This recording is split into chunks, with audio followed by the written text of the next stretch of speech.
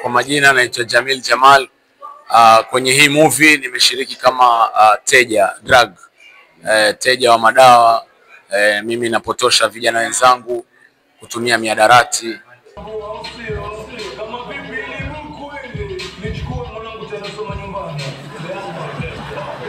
Kwa hiyo I think ni movie ya kuelimisha, ni movie moja nzuri sana. Mimi ni msanii pia kwenye platform zingine, TikTok najulikana kama Don Jamil 001, mchekeshaji. Nafikiri unanitazama hapo, nitakuwa na kuinspire kwa namna moja ama nyingine. Kama una kipaji chako, showcase your talent, na ujui Mwenyezi Mungu amekupangia nini huko mbele. Kwa mimi kama msanii binafsi yangu, changamoto ziko. Unaweza kuwa location ukawa una shoot, lakini kuna majirani ambao wako kwenye nyumba tofauti hawajui kama wewe una shoot.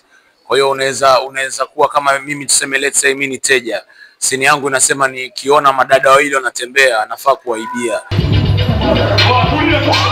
Kwa hiyo ni ile kuwaibia, lazima watasema mwizi. Kwa hiyo ukifika kule mbele, ukipatana na majirani kadhaa ambao hawajui kama wewe umevaa uhusika wa kuact, wanaona kama wewe ni mwizi kweli. Kwa hiyo hizo changamoto zishanitokea nikiwa set. Mtu anakushikia panga hata kupiga mpaka aje akuambie, aambiwe kuwa ni shoot.